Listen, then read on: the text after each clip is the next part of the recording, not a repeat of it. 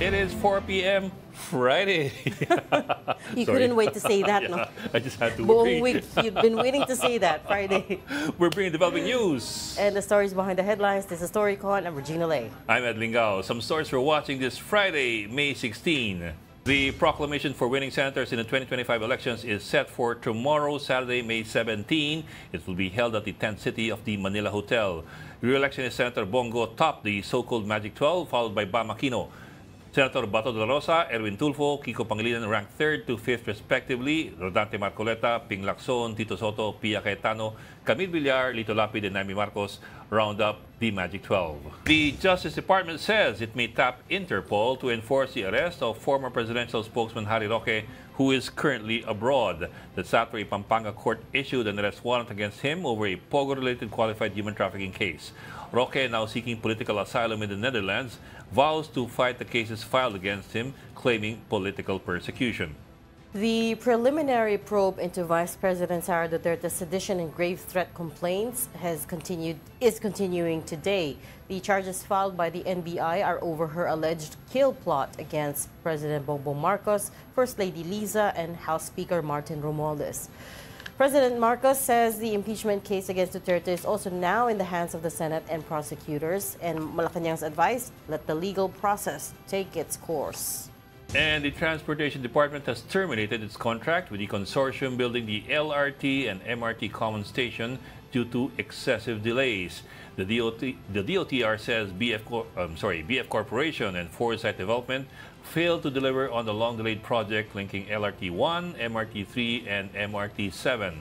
Secretary Vince Dizon expresses optimism that the construction will resume quickly under the new Government Procurement Act or the Public-Private Partnership Code. And joining us today, Philippine Star Editor-in-Chief Ami Pamintuan.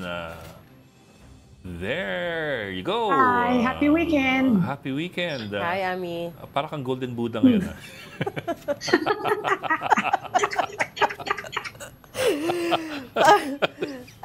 I don't know how to react to that, honestly. Pwede na, no? Pwede na. Pwede ng fashion reviewer. Pwede na ba? Since wala si Ronald. Pwede na. Kasi our resident political pundit and our resident fashion critic is somewhere in Europe right now. Haunting 17 hours daw yung layover niya sa Dubai. Biro mo yun? Yeah. Nagtitipid slow. Bakit ganun gawain ko eh? Oo nga, nagtitipid nga daw siya.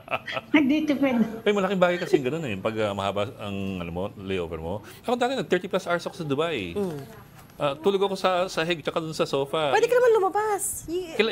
Filipinos get visas. But you have to buy the visa. It's not that expensive. Bok, nagtitipid kami nun eh. Okay. we were going to Iraq and Afghanistan. Actually, yung sa ibang airlines like Emirates, libre na yung visa. If you fly through Emirates, they will process the visa for you. So yun yung sinasabi ko kay Ronald, ba't hindi ka nagpa-hotel sa Emirates? Kasi part of the package yun eh. Ewan ko lang kung Maybe that's more recent. This was 2001 and 2003. Matagal na. Yung more recently, yung policy nila is above 8 hours yung layover mo, you're entitled to a hotel. Kasi super mura pag malaki na layover mo. So inabot namin ng 3 shift ng mga Pilipino sa Dubai, sa airport ng Dubai, yung di ba duty free yun. Puro mga Pinoy yun. That's what we were saying kahapon kasi galing din ako. I actually took the same route as Ronald. So yung layover was in Dubai, 17 hours din yung layover. Masaya mag-layover doon because it's the airport, the facilities are really nice, malinis, lahat ng staff, or majority of the staff were Filipino. So they were all very warm, very nice, masarap kausap, right? Masaya, pero hindi na masaya pag parang, ikaw na naman. Sir, nung nag-out ako sa shift ko, ikaw, nandito ka pa rin. Nakita na naman tayo. Okay. We have to, diretso na tayo sa hard news kasi we don't want to keep our first guest waiting. First guest this afternoon, we have Alianza para sa Bagong Pilipinas campaign manager na Votas Congressman Toby Tiangco. Good afternoon, Congressman Tiangco. Yes, good afternoon. Thank you for joining us. Hi, Congressman. Congratulations, ha? Long time no see. Nakabawi na ba kayong tulog? Hindi pa masyado. Nagbabawi pa lang. Dami pang trabahong yun.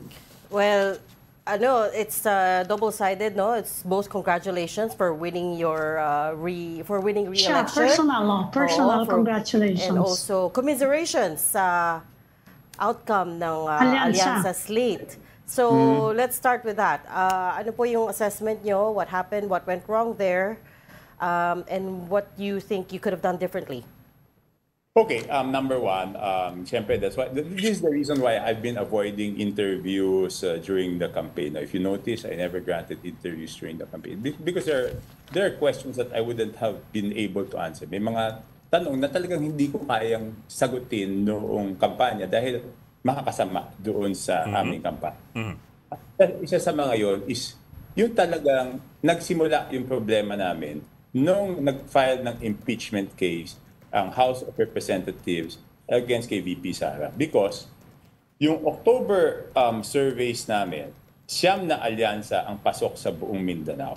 Pagdating nung survey namin after the impeachment, before the incident of bringing the former president to Hague, 4 na lang. So just because of the impeachment, 4 na lang yung natirang alyansa candidates doon sa Mindanao. Kaya kung mapapansin nyo, early on, binawasan ko yung rallies doon sa Mindanao. Kasi wala rin mangyayari sa amin doon eh. Pupunta kami doon, hindi rin naman namin makukumbinsi yung mga tao. Why would we spend time there, no? And I'm saying this because yung impeachment was self-inflicted. Ibig sabihin, yun total control kami. Pero tinuloy namin, for what? For nothing. Diba? Nag-file ng impeachment complaint February 5. Hanggang ngayon, hindi pa nasisimulan. Pinigilan ko sila noon. Ayaw nilang makinig. Sinabi ko, maapektuhan yung mga senador natin. Ayaw nilang makinig. So, yan ang nangyari. Sir, clarify ko lang, when you say pinigilan mo sila, sino pa yung tinutukoy natin? Sinabi ko doon sa House na anong stand ko doon sa impeachment. Una, sinabi ko, bakit nyo ginagawa yan? Last day of session. Okay? Last day of session. June 2 pa magpaadidinggin ng Senado yan. Magiging issue yan sa eleksyon. So, kaya hindi ako pumema. Tinuloy nila. O yan ang naging epekto. Tapos nasundan pa nung sa Hague. No? So, anong nangyari doon sa isip ng tao? Ang nangyari sa isip ng tao, masyado nating pinupunterya, di ba? Masyado nilang pinupunterya. Ibig sabihin, una, yung anak, inimpeach mo. Tapos, yung tatay na padala sa Hague. Pero yung pagpadala sa Hague, there are circumstances external to us, beyond our control. Di ba? So, hindi mo pwedeng sabihin na yan ang reason. Ang talagang pinagsimulan yan is yung impeachment na pinipigilan ko silang gawin. Pero sa sinubukan po niyong pigilan yung liderato ng Kongreso, ano po ang sagot sa inyo kung bakit nila itutuloy o tinuloy nung panahon yun? Okay. Alam na nila yung stand ko tungkol dyan. Kaya nung huling meeting, hindi na nila ako sinama dyan sa usapan ng impeachment. So anong ginawa ko? Hindi ako pumirma. Pero alam nila yung stand ko dyan. Ever since before, I've been very clear about my stand on the impeachment. No? Congressman, merong story ngayon from the House eh. Sabi nila, I think it's in reaction to what you said, no?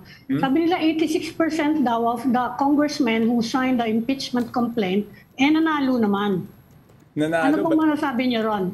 Okay, iba ang national, iba ang local politics, iba ang national politics, no? Ang local politics is based on the performance ng iyong representante, no? Ang national politics is based on perception. Okay? So, ibang-iba yon. Okay?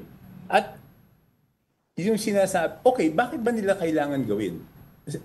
Hindi ko maintindihan kung bakit nila kailangan gawin. Ngayon ko lang natuklasan na yung aking duda nung unang-una pa lang kung bakit nila pinipilit yung impeachment na yan ay tama. And it was because of the conditional release. Sir, could you continue that? Conditional release ng...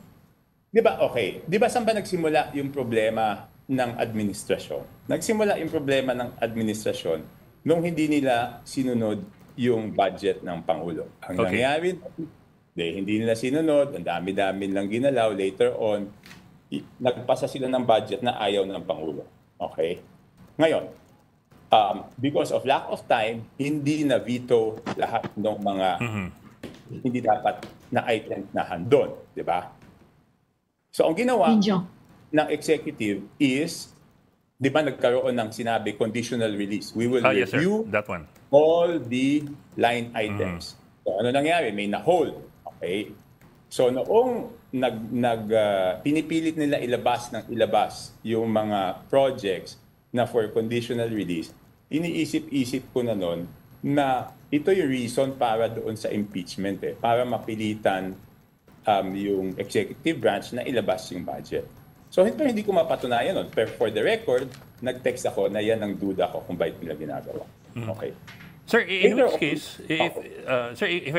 case, are you saying therefore na Malacanang was not convinced of the need to pursue the impeachment at that time? Until now, I am 100% sure na hindi kumbinsido ang presidente. Bakit? On the day of the signing of the impeachment, I was with the president for a meeting regarding the alyansa. Magmula nung simula na nagpipirma hanggang matapos, hindi namin pinag-usapan. Hindi niya sinabi, bakit ka hindi pumirma? Pagkatapos, lumabas yung resulta, hindi man niya lang sinabi sa akin, Toby, naka 215 tayo.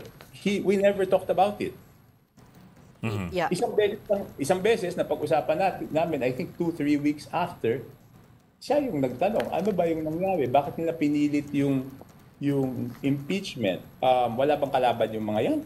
Sabi ko, sir, hindi nga ako sinama, so hindi ko masasagot bakit na tinuloy. Okay? Next, okay, fast forward. So, naka-hold pa rin yung mga conditional release. And up to now, I think there's mga 90 billion pa na naka-hold kasi talagang hinihigpitan yon. So, pine-pressure nila ako na i-release yung mga infrastructure projects for conditional release. Sabi ko, hindi pa pwedeng i-release yan. Kasi nga, tinitignan pa kung yan ay mga legit projects. Yeah. But sir... ang sabi nila sa akin, nung dalawang pumausap sa akin na pinapunta ni Speaker, pero naipangako namin yan, paano yung mga pumirma ng impeachment. So, nag-report ako kay Presidente, sir, kung ako, checkin muna natin kung legit yan. Pero pine-pressure ako, ang sinasabi nila, yan daw, ipinangako nila. Ang sagot sa akin ni Presidente, wala tayong pinangakong ganyan. So, sabi ko sa kanya, sir, ito na yung sinasabi ko. Ginawa na impeachment so that they can pressure the executive na pinapirma namin tong mga to para ma-release yung mga conditional release. So, ibig sabihin, binenta nila yung political capital ng Pangulo. And yet, the first person to sign the impeachment complaint was Congressman Sandro Marcos, which is why it was widely seen, sir, na meron tong blessing ng Malacanang. How do we reconcile these two things? Okay, I had a private conversation with Congressman Marcos, but let's leave him out of this kasi hindi naman siya yung talagang pasimuno nito ang tingin ko naipit rin siya dito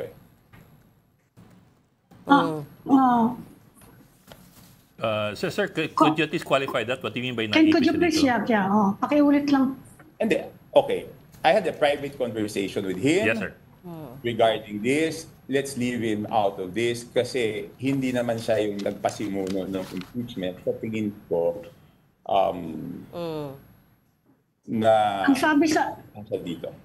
You're saying So you're refuting kasi yung sabi ng iba, part of the reason daw na hindi lumabas nga, hindi nagkaroon ng sweep yung alyansa, hindi daw na-roll out yung administration machinery. No. One of the reasons, Sean. Okay, paano ma-roll out yung administration machinery when the candidates themselves were fighting for survival? Di ba? There is a negative sentiment. Ikaw tumatakbo ka. Will you take the risk? No candidate will take the risk. He will think first of his own survival. Di ba? How can you Lalo na kung emosyon ang nananaig sa tao. Kasi yung emosyon, hindi mo pwedeng paliwanagan yung emosyon. So kung ikaw kumakandidato, kahit sabihin mo na mahina yung kalaban niya, will you take the risk? Yung impact, isa pa sir na tinuturo nila, yung impact nung controversy over the national budget na kasi ang pinaka-direct hit talaga doon yung House eh. You think may tama yon yung observation na yon na may impact nga siya doon sa nangyari sa alyansa? May impact yung okay. Yung doon sa national budget, ang sinasabi ko, ang problema ko doon sa national budget is yun na naman, wala namang kasalanan ng presidente doon later on, nung napunta sa kanya, pati siya nagkaroon ng hit yung political capital niya, di ba? At syempre, pag nagkaroon yung hit ng political capital ng presidente, pati endorsing power ng presidente, magkakaroon ng hit, di ba? That's the natural consequence. Pero, tignan natin yung Mindanao kasi. Yung Mindanao, talagang nagkaroon sila ng unifying factor doon, magmula nung final yung Pero sir, it sounds almost as if the president is so passive. Kasi typically, the president would have a supermajority in Congress, not the other way around, na a supermajority has a president in Malacanang. Di ba? Usually ganun yung dynamics yun eh. So it almost sounds as if the president is not on top of things and that he's just being pulled and pushed around. No, the president is on top of things. But alam mo naman yung presidente natin, napakabait, pasensyoso. Some people take advantage of his goodness and kindness. You know, he's a very gentle creature, di ba? So when you say that they used up his political capital... It's his gentleness, his kindness. Oo. So sir, when you say they used up the president's political capital... the natural next question there is, why didn't he do something about it, right? Why didn't the people around him do something about it if they can already see this is going on? It is a supermajority to begin with anyway. Yan ang ginawa niya, di ba? Hanggang ngayon, hindi naman pa ni-release yung insertion, yung conditional, yung congressional insertion eh. Okay, out of the 209 billion na inserted by the House, ang nare-release lang is over 100 million. So may 90 billion pa doon na nakahold. So he exercised his executive power. Hindi natin pwedeng sabihin. Hindi lang namin ito sinasabi, di ba? People think na pinalusot lang niya yung budget. He did not. So ngayon ko lang ito sinasabi kasi tapos na yung eleksyon, hindi ko naman po pwede ito sabihin na nandun pa yung eleksyon. No? But I have to do this because I have to protect the president. So he's being blamed for things na hindi naman niya kasalanan. He's paying for things na hindi naman niya ginawa. But on the downside, sir, you understand that this will also make him look like he does not have control over the whole system, the whole machinery. No, that's why I'm speaking out now because no one is speaking out. You know, we were put in a situation, nalagay kami sa sitwasyon na eleksyon eh, di ba? Hindi naman po pwedeng palabasin. O, paano ko naman, kayo na magsabi sa akin, nagpa-interview ako sa inyo during election period. Pwede ko ba sabihin itong mga bagay na to? Masabihin na hindi release yung mga pondo para lang patunayan na talagang ano. Siyempre, there are things that we have to finish first. Pagtapos ng mga bagay na yan, now I have to protect him. I have to say that hindi niya talaga pinayagan. So now it's very clear he was unhappy about the budget and he is doing something about it. Hindi totoo yung sinasabing pinalusot niya. Hindi niya pinalusot.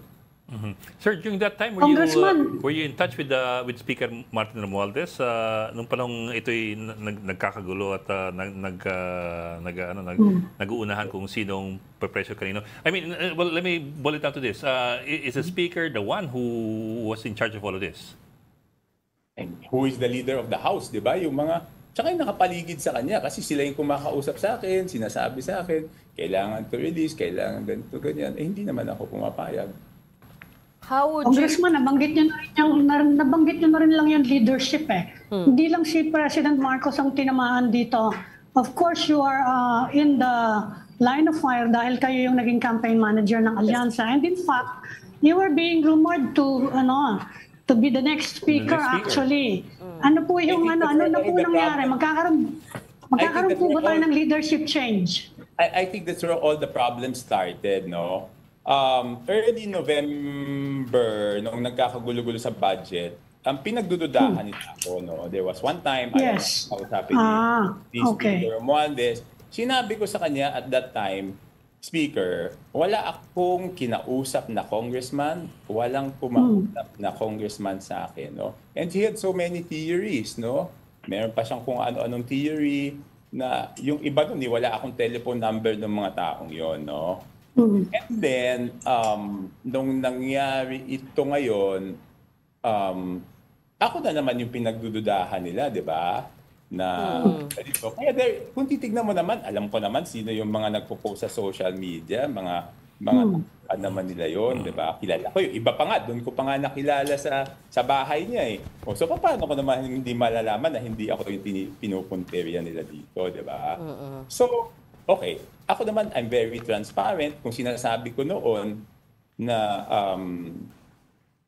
at that time, in November, walang kumakausap sa akin. Ngayon, sasabihin ko naman, may mga kumakausap sa akin. Wala akong kinakausap, may mga kumakausap sa akin na sinasabi na kung dapat magkaroon ng change of leadership para mabalik yung imahe ng House. Naman sinasagot ko, sinasabi ko na ako, kung ano yung gusto ng mayorya, yun naman ang susundin ko, di ba? I mean, I don't fight, I have to tell everyone, I don't fight my battles patalikod. I always fight frontally. You've known me.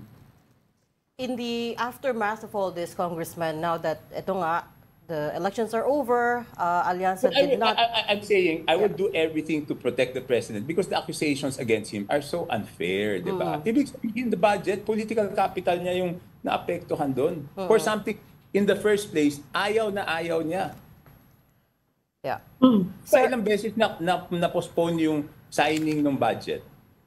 Di ba? Hanggang naubusan lang ng oras, hindi nahanap lahat ng items, may konting na veto, pero hinabol pa rin sa huli. Ngayon, naka-hold. For the record, naka-hold. Oo. Congressman, linawin ko lang ha. Congressman, linawin ko lang. You said the people, nung November, walang kumakausap sa inyo. Kahit may mga chismis na meron nga. Pero ngayon, may mga lumalapit na sa inyo about the speakership. You are being asked kasi sa Senate, meron na rin ganun na... So, sinasabi niyo yun ha? I'm being asked. To be the speaker by some congressmen. They're saying that if I will run ng meeting, show of support, yung iba tumatawag sa akin, pumunta kami doon. Sinasabi ko sa inyo, pumunta kayo doon. Kasi hindi naman ako nagdedeklara, mapag-iinitan kayo. Okay? Congressman, may nagpatawag ng meeting kanina? May meeting kay Speaker doon sa Shangri-La. Show of support. Kanina. Okay, for the speaker. For the speaker. For the speaker. If iba tumatawag, what will we do? Will we go? We want to be on your side. Sabi ko, nako, hindi pa ako nagdedeklara. Pumunta kayo doon, baka kayo naman mapag-initan. No? Ayoko naman kayong mata. Diba? Tsaka sabi ko, I'm not actively seeking for it. But I just want to help the president. Diba?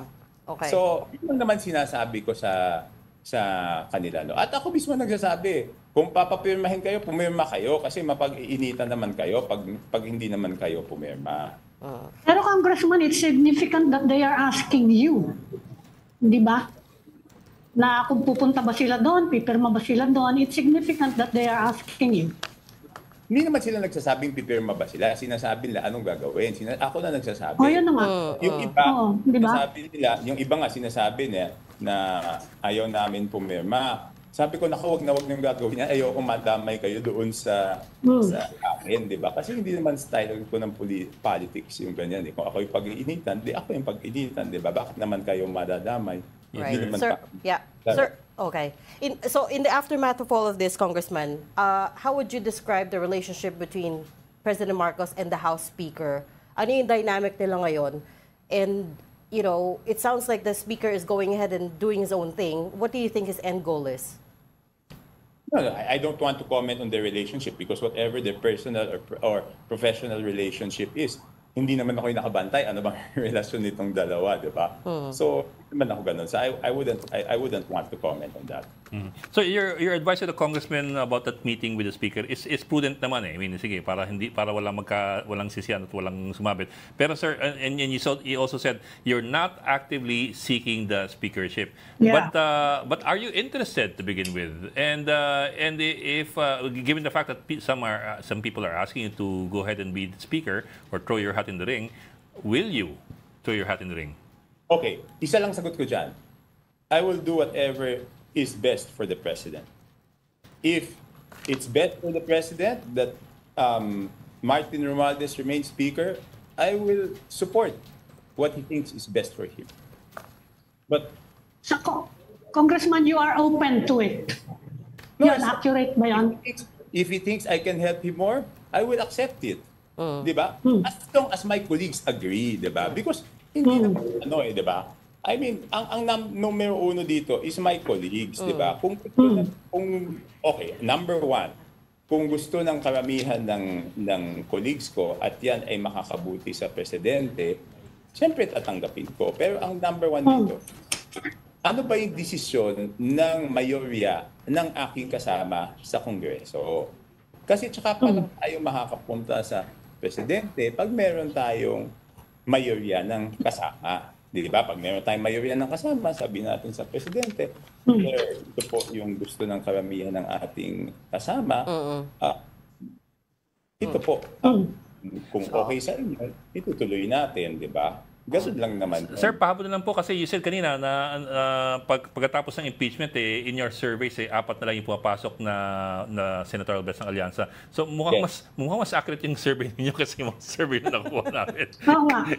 Hindi, sinasabi ko sa Mindanao to, sa Mindanao. I'm talking about Mindanao. Okay. Sa Mindanao lang, okay. Lang yung pumapasok nationwide. Yung sinasabi ko, before the impeachment, siyam yung alyansa candidates na napasok sa Mindanao. Yes, sir. After impeachment, wala pa yung pagpadala sa Hague, 4 na lang ang natitira na alyansa candidates na pasok sa Mindanao, which is 24% of the voting population. Yes, sir. So nagkaroon na ng unifying factor. Yan ang sinasabi ko. Mukha naman they voted straight. Sorry, we have to let you go because I understand you have another interview, no, Congressman? Pero Yes. sana we can have you back again. Yes, sir. There's a lot more to talk interesting about. discussion. Oo, there's a lot more to talk about. And Pwede sana- isa na lang. Sige, Yeah, 30 seconds. Congressman, have you talked to President Marcos about this na feeling niya hindi siya naproteksyonan? Have you talked to him about this, itong mga nangyayari ngayon? Saan? Hindi siya na protection ng saan? Sa ganyan nga, yung controversy over, he said he took a political hit eh. Yeah, his Meron capital. ba, anong sentimiento ni Presidente dyan sa nangyari? Hindi. Sa kanya naman, it's more than the political hit. For him, hindi talaga maayos yung budget. Okay? Kaya, ang mahalaga, yung sinasabing wala siyang ginawa dahil pinabayaan niya yung budget at hindi niya binito. Ngayon, merong naka for conditional release. Kalahati pa lang nung na-insert yung na-release. No? Number 2, yung sinasabing impeachment, hindi niya talaga gusto yan. At number 3, napaliwanag ko naman sa kanya kung ano yung dahilan doon sa impeachment. No? And again, Isa na lang, would he be open to a leadership change in the House? Sa tingin ninyo? Actually, yun na yung last Si question ko. President Marcos. Oo. And the last question to add to that, sir, is between the two of you, kayong dalawa, nakapag-usap na po ba kayo about the possibility of you being the next speaker? Who? Me and The Speaker president. Yes. No, the No, president. No. The president. Marcos. Alam mo, I've been loyal to all my bosses. I don't preempt my bosses. I don't put them on the spot. Diba? I just want to remind everyone of my political history. I was with ERAP. ERAP was removed from office. I never joined GMA until she left office. Okay? I was for ERAP in 2010. ERAP did not win. I did not join Pinoy when he was in office. I was Yes. Pinay in 2016. Binay did not win. I did not transfer to Duterte Okay. when Duterte won. So I remain loyal to my bosses. I don't compromise them. I don't put them in a difficult situation. I don't preempt them.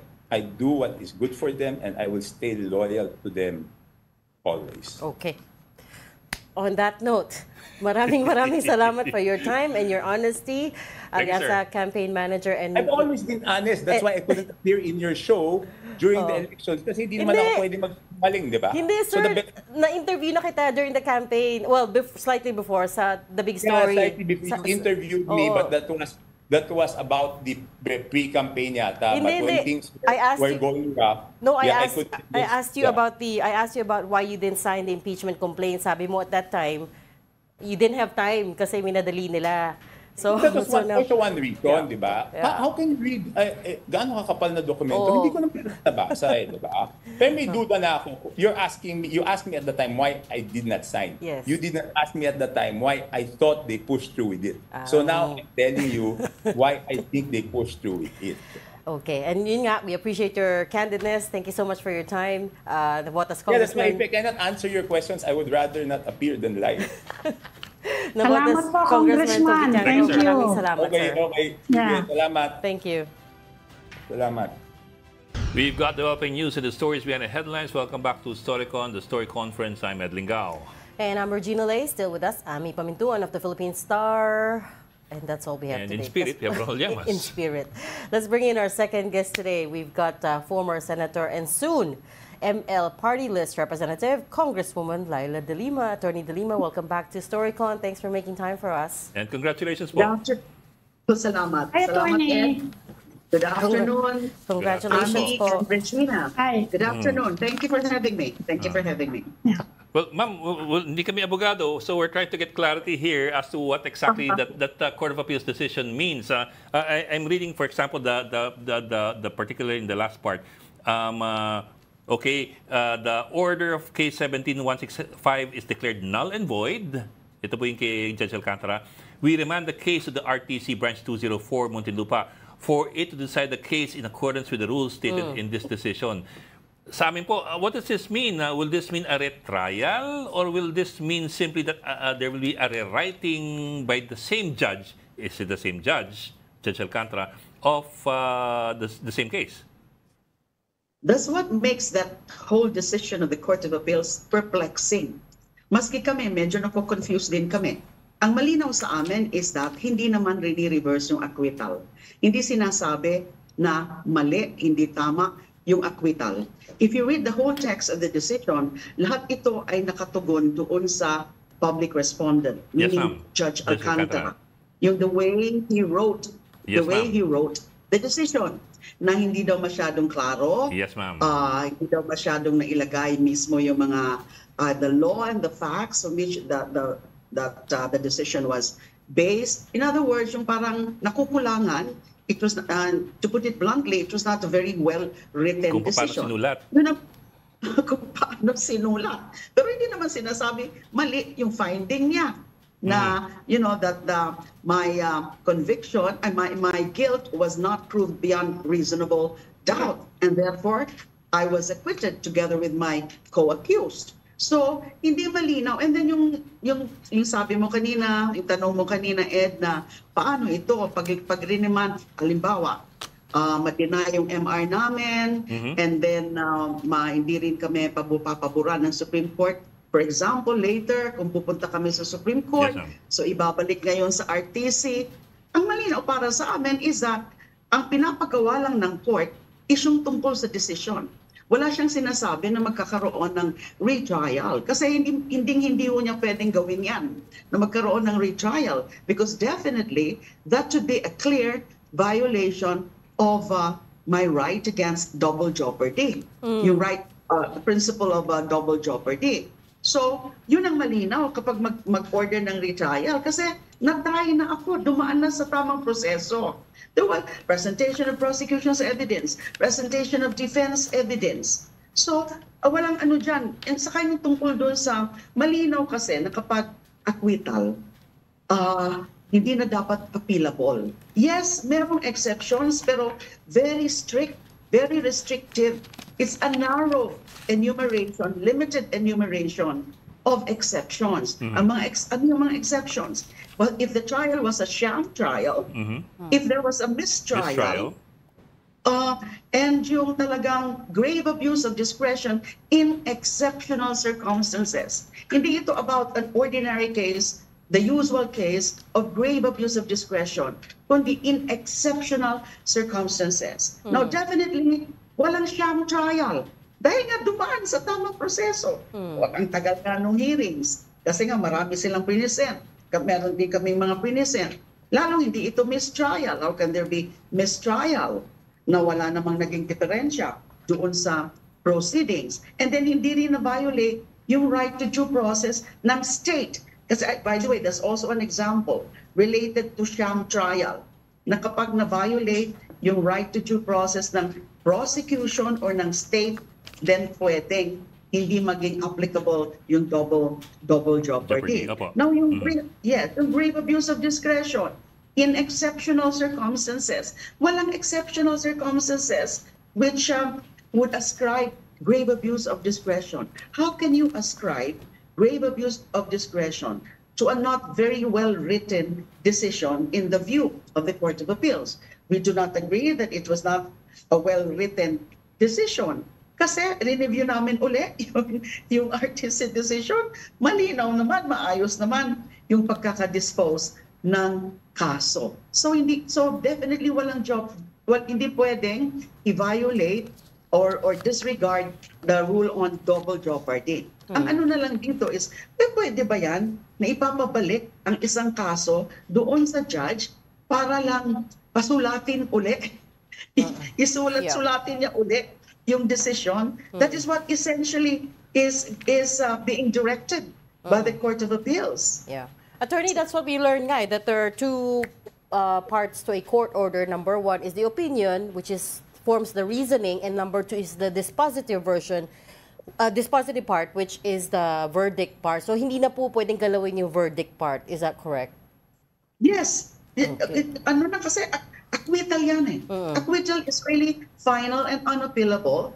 And wala nga kaming nakikita at wala naman sa discussion ng Court of Appeals na talagang umapasok ito sa exception. Ang sinasabi lang is may grave abuse of discretion dahil daw void yung judgment, dahil nga daw kulang-kulang. So, yung talagang natataka kami dyan sa decision na yan. Pero attorney, yung petition ng OSG is for certiorari eh. Di ba voided lahat yun kapag ganon? Kapag pinagbigyan yun? Kaya ang interpretation ng iba, well, it will go back to the court and yun na nga, magre-retrial ka. Yun talaga ang ginamit na ground, grave abuse of discretion. Yes. Now, but that is not supposed to be yung ginagawa pagdating sa nagkaroon na ng judgment on the merits. Now, here is the judgment of acquittal. Hindi na nga pwedeng i-appeal. Kaya hindi pwedeng i-appeal, kaya nakaisip ng certiorari. And again, yes, may certain exceptions. Pero sa tingin namin, and pinoint out na namin yan sa comment namin on the petition, na wala doon ni isa sa mga recognized exceptions to the rule doon sa double jeopardy ang pwedeng gamitin dito.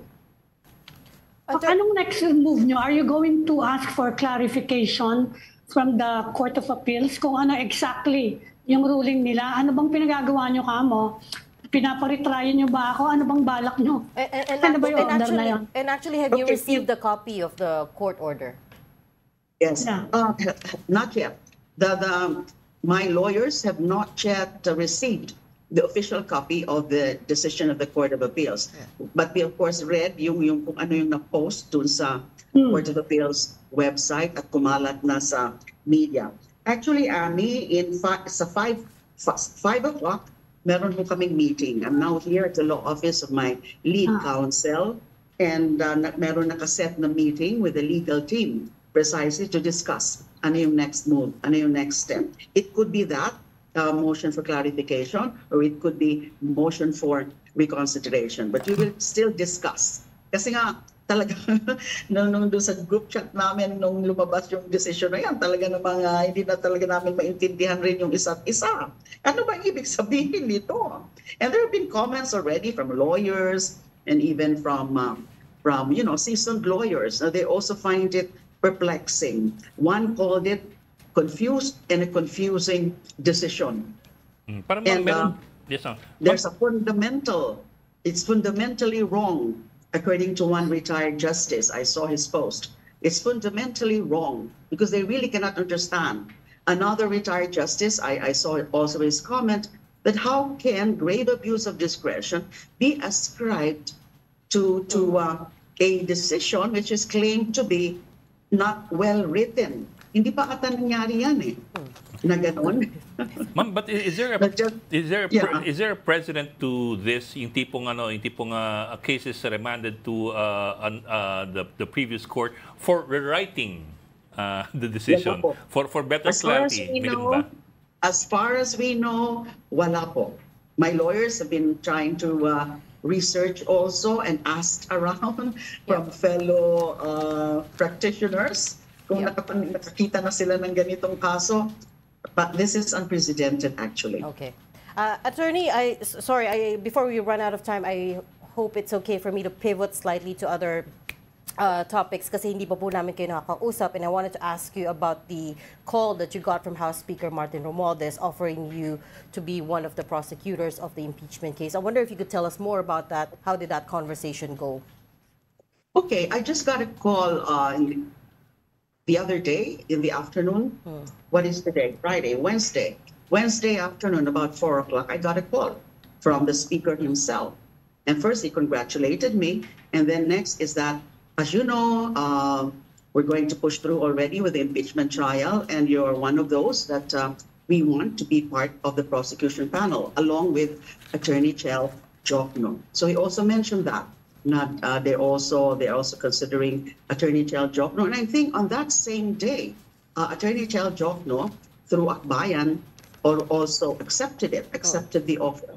So I said yes, because actually, to be honest about it, I was kind of expecting it. Because before that call, in the morning or noon time of that day, meron akong mga nakausap na mga media. They were asking me if I'm willing or I'm inclined to be part of the prosecution panel kasi nga kumakalat na daw yan since the day before. Yung pangalan daw namin ni Dean Chel ay kinakalat na nila na magiging ano. So I was already thinking about it, and hindi naman sa akin mahirap na magsabi ng affirmative answer.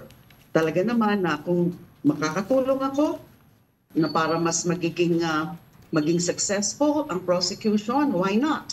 And I've always stood for, as I said in my statement, I always stood for truth, justice, and accountability. No mga past public positions ko, posts ko, since CHR, DOJ, Senator.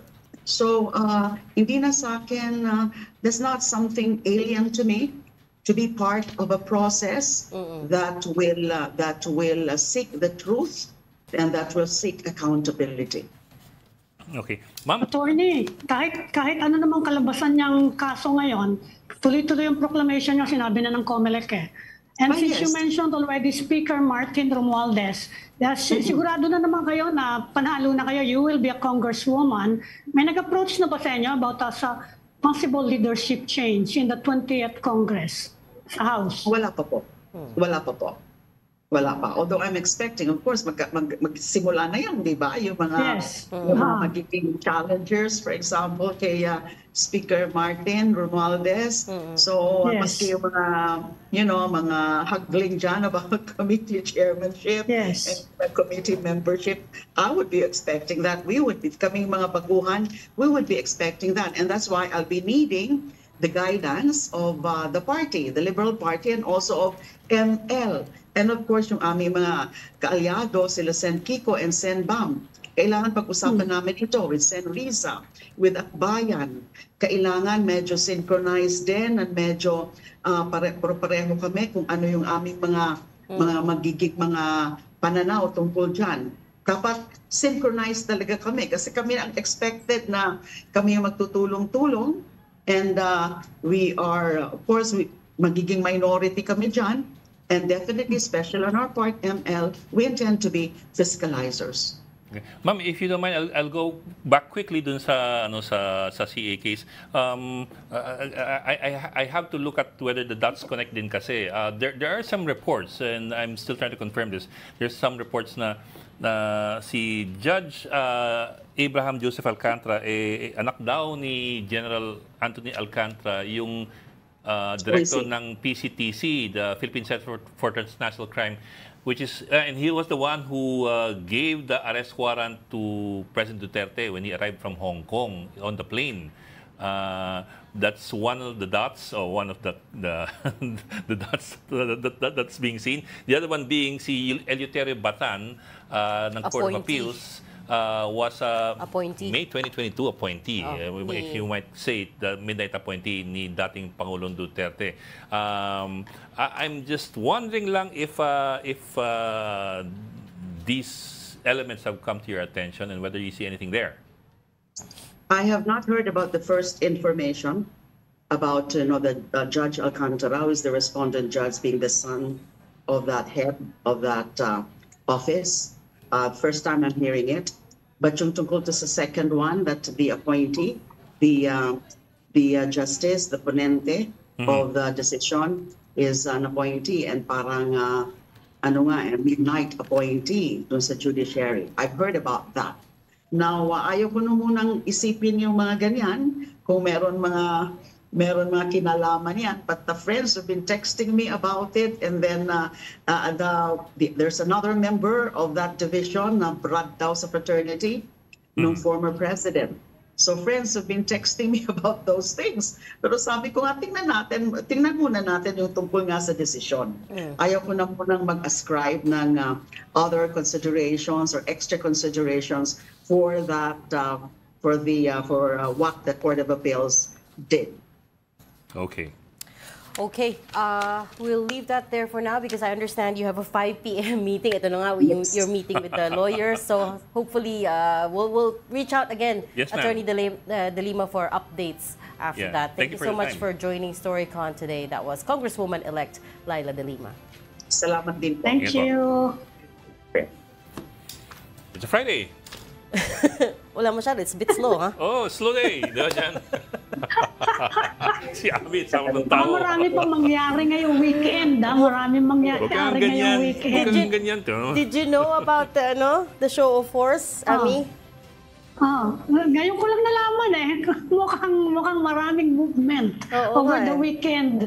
Oo nga baka magka-breaking news pa tayo over the weekend. Ay, ganyan. Oo nga Magpapatay ako ng internet sa bahay.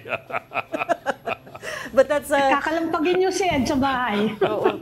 Itong yung mga bigla-bigla ang meetings, usually something comes out of it So, di ba? Yeah. Based on experience. But I don't know, we'll see. It's a new Congress, 20th Congress na soon, in about 2 weeks' time. So we'll see how that plays out. Maraming galawan at this point.